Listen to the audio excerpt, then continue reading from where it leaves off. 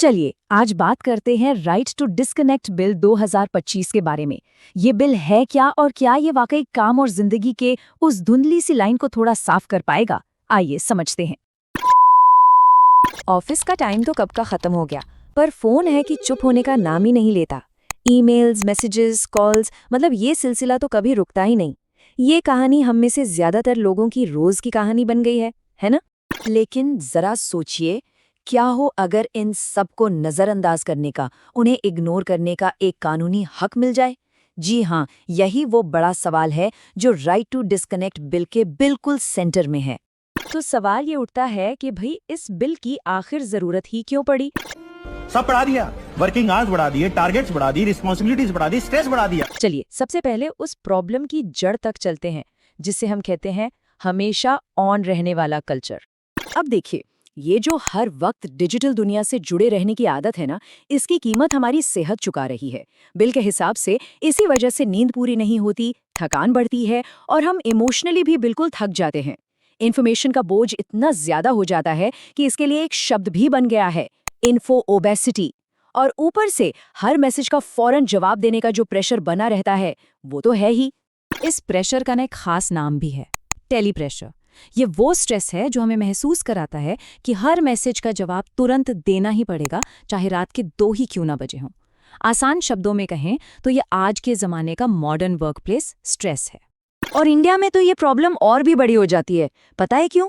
क्योंकि हमारे देश में स्टैंडर्ड वर्क वीक 48 घंटे का है, जो कि दुनिया के सबसे लंबे वर्किंग आवर्स में से एक है।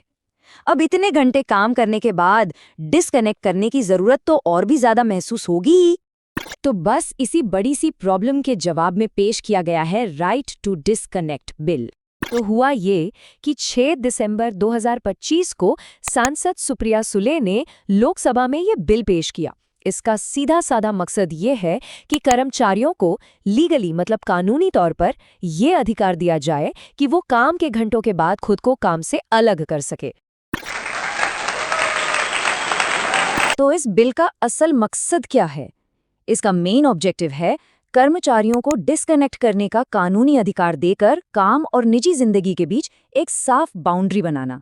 मतलब काम और घर के बीच एक पक्की दीवार खड़ी करना, ताकि दोनों एक दूसरे में न घुसें।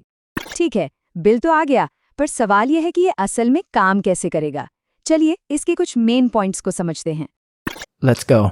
देखिए, ये बिल कर्मचारियों को कुछ बड़े जरूरी प्रोटेक्शन देता है। पहला तो ये कि काम के घंटों के बाद या छुट्टी पर किसी को भी जवाब देने के लिए फोर्स नहीं किया जा सकता, और अगर कोई जवाब नहीं देता तो उसके खिलाफ कोई एक्शन भी नहीं लिया जा सकता। ये रूल हर तरह के कम्युनिकेशन पर लागू होगा, कॉल्स, ईमेल्स, टेक्स्ट, सब पर। और हाँ, अगर कोई अपनी मर्जी से एक्स्ट्रा काम करता है तो उसे बाकायदा ओवरटाइम का पैसा मिलेगा।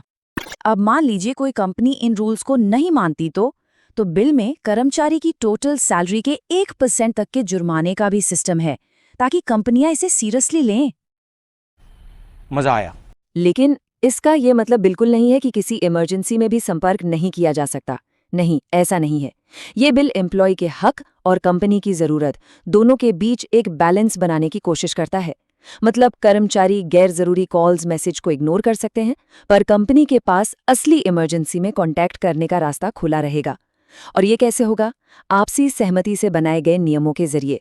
एक और मजेदार बात यह है कि इंडिया ये अकेला नहीं कर रहा। ये जो पूरा आइडिया है ना, ये ग्लोबल ट्रेंड का हिस्सा है। असल में ये कहानी शुरू हुई थी 2017 में फ्रांस से, जहां उन्होंने ऐसा कानून लागू कर दिया था।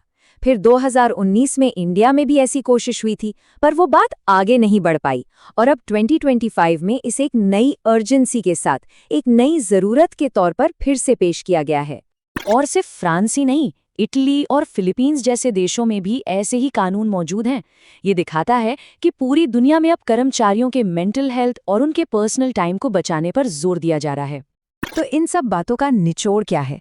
ये बिल हमें फ्यूचर ऑफ वर्क के बारे में क्या इशारा दे रहा है? आइए कुछ जरूरी बातों पर एक आखिरी नजर डालते हैं।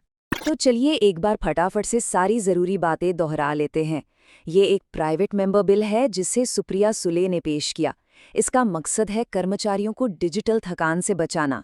नियम न मानने पर जुर्माना भी है, लेकिन साथ ही इमरजेंसी के लिए थोड़ी फ्लेक्सिबिलिटी भी रखी गई है, ताकि एक बैलेंस बना रहे।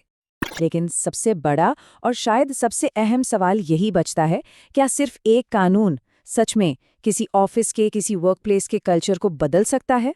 ये एक ऐसा सवाल है जो हमें इस बिल के लॉन्ग टर्म इम्पैक्ट के बारे में सोचने पर मजबूर करता है।